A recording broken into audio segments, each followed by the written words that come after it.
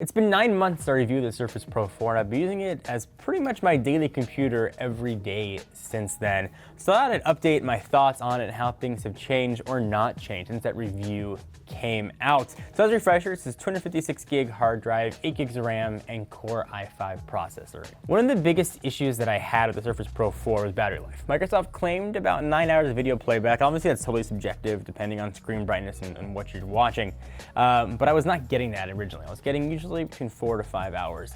There's been a lot of software updates that have come since this computer was released, and a lot of them famously addressed really old code that never should have been in the computer in the first place to fix battery life. And I'm getting about an hour and a half more than I did originally. I am also getting something new I didn't get before, and that's heat and fan noise coming out of the sides of the computer. I originally loved how quiet and cool the computer was. It's less quiet and a little less cool. Nothing that is annoying, but something that's definitely changed originally.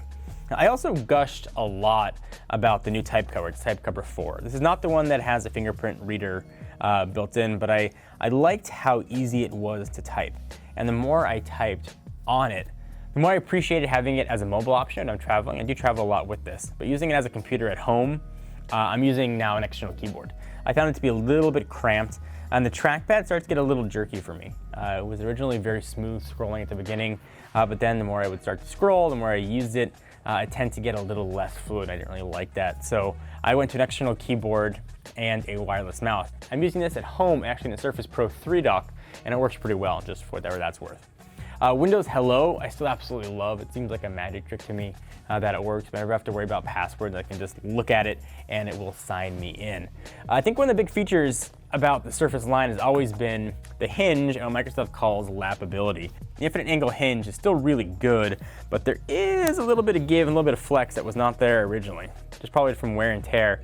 There's a little bit of wiggle and noise. When you get to a little bit of the higher angles, that tends to be diminished a little bit, but it's not as tight as it once was. Nothing that would prevent me from using it, but something that I've noticed.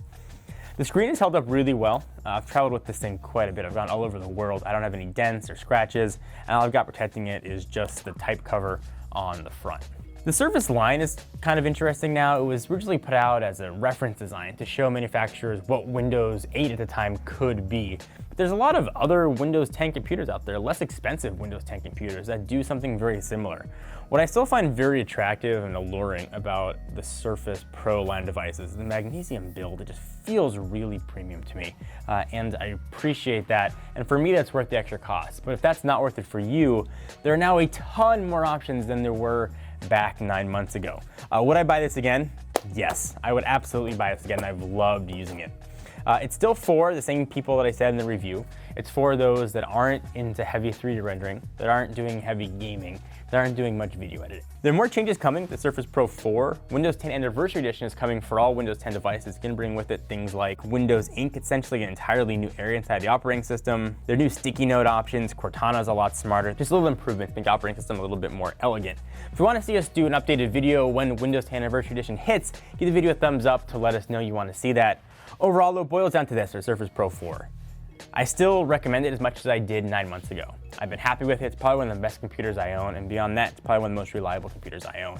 Throwing this guy in my bag, it weighs almost nothing. If you want a computer that's light, it's going to be powerful enough, it's going to get the job done and look good doing it, I can still recommend the Surface Pro 4.